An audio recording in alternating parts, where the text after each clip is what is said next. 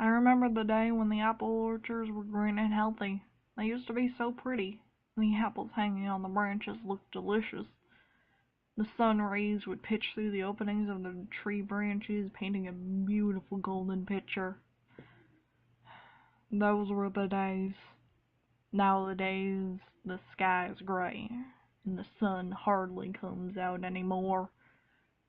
The ugly black clouds block the view of the sun and push away its beautiful light. I can't see the light anymore. It almost seems like it's gone away and left for good. I wish every day that the sun would come back and maybe spread some happiness down on the farm. It never does. The farm is lonely these days, ever since my brother left to find a new life in the big city. I have been left to aid with my grandmother. Granny Smith was a great pony for a time.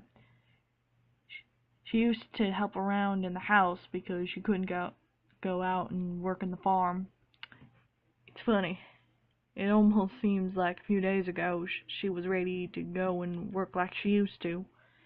It is really funny. At the end of her days, all she did was lay on the couch. I gave her some of the last of the food that we had in the cupboards. Most of the time she refused to eat the food because she wanted me to have it. I told her it was silly and that she should have some. She would get angry sometimes and slap her hoof at me. I would normally be insulted, but she was my grandmother. I can't complain. Sometimes she would hack up a real mess on the floor. I would have to clean it up. Then she would start to moan and start coughing up some stuff. I rubbed her wrinkly body and tried to make her feel better, but it seemed like everything I tried didn't work. She just kept coughing and like a cackling old witch. That sound. Something that sounded so fierce and so forced. It was a scary noise. Even though she isn't here, I can still hear it, like it's burned into my mind. I remember the day when she stopped breathing. I was in the other room when it happened. Normally I could hear her loud wheezing from even upstairs. Then I noticed that the wheezing had stopped. I went to the other room and Granny Smith wasn't moving, and her eyes were closed. I shook her body and asked her what was wrong. It was when she didn't make a sound that I started to become scared. I shook her body and cried her name, hoping she would say something to me. Even a little noise would have made me feel better. But I couldn't hear anything. Her body was moving and I couldn't hear her breathing. I told myself that she was fine, that she was going to be okay, that everything was going to be back to the way it used to be. It never went back to the way it used to be. I remember when I was just a little fiddly, and that I would run around in the orchards, and Granny Smith would watch me as I played. I played with my dog, and I ran around with her. At that time, I never had a care in the world. It was like all my other problems had melted away, or they didn't even exist at all. Those were the days. Now the farm's colors could be better, but I couldn't do it because my back hurt. They have since been turned to a slab of pink color, and a white vibrant color turned into an ugly gray, almost like it was trying to imitate the clouds. It didn't matter to me anyways, because I was usually in town at the pub drinking away. I spent most of my time there at the pub, and usually the bartender was nice to me. I almost spent the rest of my bits on drinks. Sometimes I would get lucky and Stallion would buy me a drink. I liked the Stallions because they were nice to me. Usually I wouldn't talk to strangers, especially stallions, but I was too tipsy to realize that I was talking to them. Soon we would keep talking and I would start to get a real giddy feeling. I smiled and he smiled at me. We would get a room, not on the farm because it was just a mess, and we would start to fool around a little bit. I would tell him I was a cowgirl and I was a really rowdy gal, but the stallion usually said that I was a cow and that he was gonna milk me. I liked that kind of talk, and before I knew it, we were in bed and he was smoking a cigar. I remember when Big Mac came back, I was inside the farmhouse and I was just laying in the wheat acting bored. I was staring off into space when the barn door suddenly crept open and I was scared. Then I heard hoofsteps of my brother and thumps sounded familiar to me. The farm was dark, mainly because the clouds were gray, as they usually were, so I couldn't see who it was until he called out for me. Applejack? I snapped out of my transfixed state and looked around, and I then laid eyes on my brother, but he didn't look like my brother.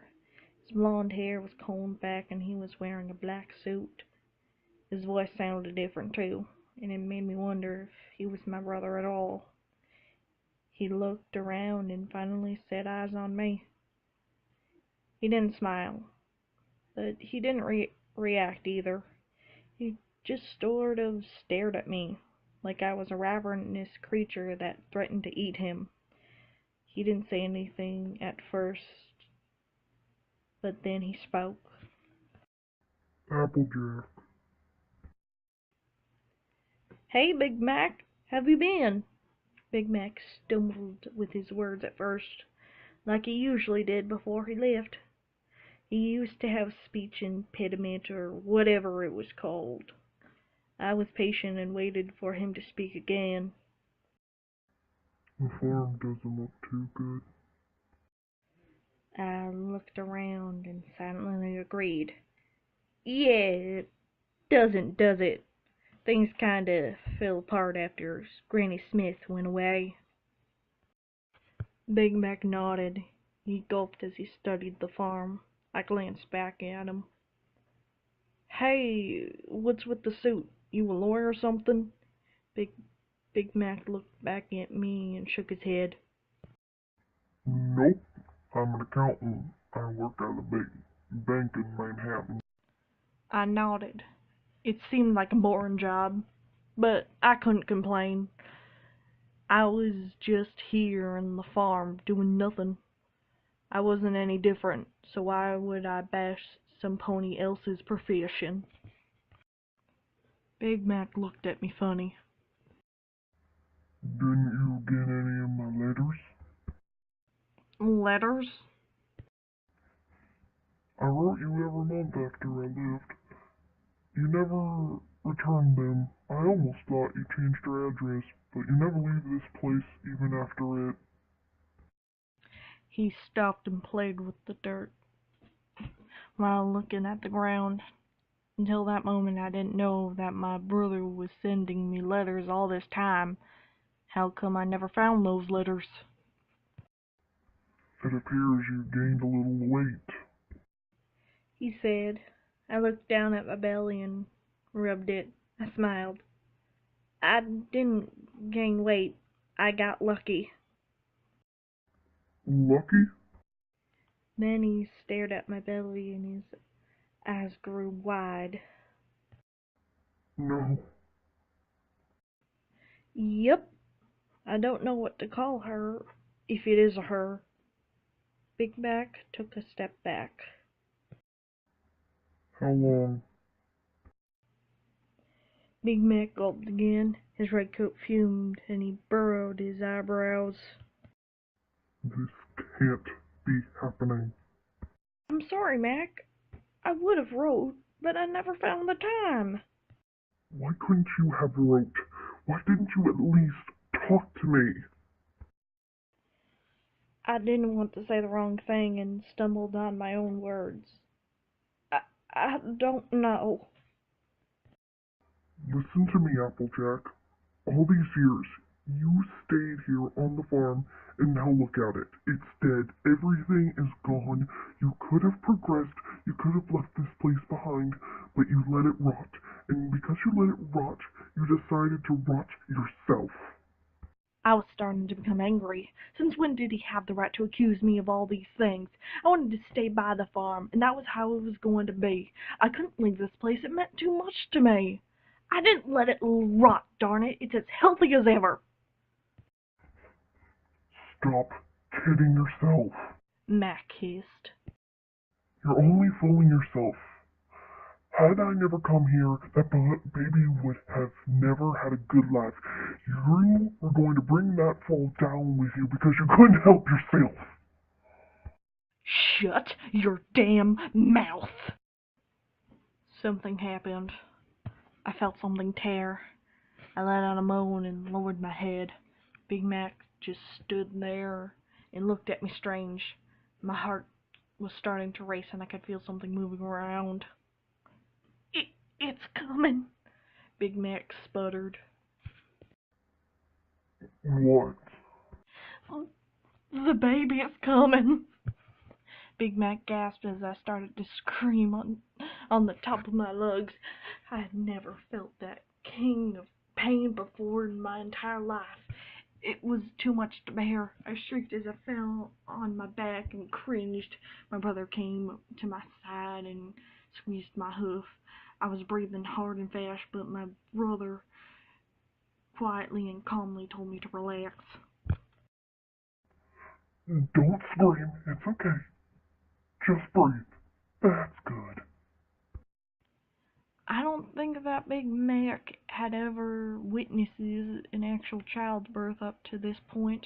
I squeezed my eyes as hard as I could. It was unimaginable, the pain that I was feeling, that I almost felt like I was about to die. Big Mac looked around and told me to stay put. He ran out of the farm and left me inside. Minutes later, my brother returned, but this time there was another pony here. He was a gray Pegasus, I think. I couldn't really remember anything after that. I was still in massive pain. The pony looked at me and then down at my privates. Miss, you must listen to me. I am a doctor. I will help you through this only if you let me.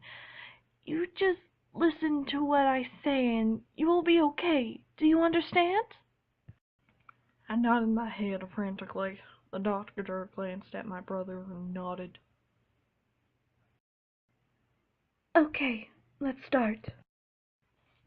It felt like an eternity. Every push felt like a stabbing feeling down in my crotch. I screamed at the top of my lungs, and tears started to fall down to my cheeks. But I kept remembering that my baby was in there and that it's going to come out no matter what. I was going to help my baby no matter the cost. Every minute felt like an hour. I kept breathing like the doctor had told me. I could feel my baby coursing through my body, and I felt that it was going to come out real soon, even though it was painful. I reassured myself that it was going to come out, and it was going to be bright and healthy. Is it over? I looked down, and the doctor was frowning. It looked like he was holding something. My brother looked at it, and his mouth was wide open. How is she? The doctor wiped the sweat from her forehead. She sighed. I'm so sorry, miss. Let me see her. The doctor glanced at my brother. He didn't do anything. The doctor looked at me and slowly handed me my baby. I looked at its lifeless form, white coated in patches of red. It didn't move at all, and it hardly made a noise.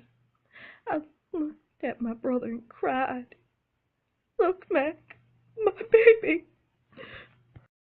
Oh, my Celestia. I looked down at it.